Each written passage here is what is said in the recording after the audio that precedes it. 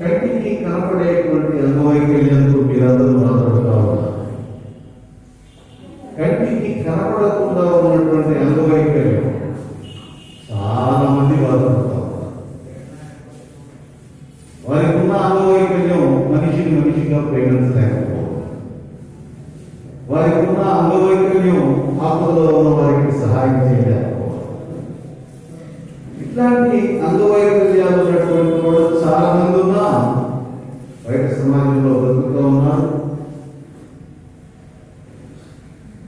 కేవలం శారీరకమైనటువంటి అంగవైకల్యం లేకపోయి ఉన్నప్పటికీ మానసికంగా మా అందరికన్నా ఉన్నత స్థితిలో ఉన్నటువంటి మీ అందరికీ ముందుగా రెండు చేతులెత్తి నమస్కరించాలి. ప్రభుత్వాలు వస్తూ ఉంది, పోతా ఉంది. కొంతమంది మానవత్వ హృదయంతో పని పాట చేయలేనటువంటి వారికి ప్రభుత్వ పక్షంగా అండగా ఉండాలని ఆలోచన చేసేటువంటి ప్రభుత్వాలు కొన్నైతే, కొంతమంది కేవలం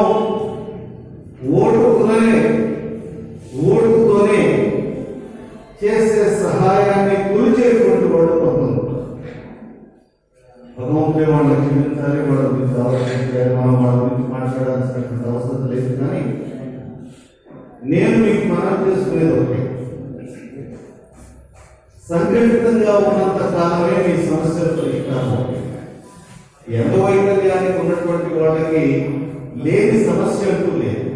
ప్రతిదీ ఒక సమస్య, దైనందిన జీవితం ఒక సమస్య, ఆదాయం ఒక సమస్య, బతుకుదల ఒక సమస్య.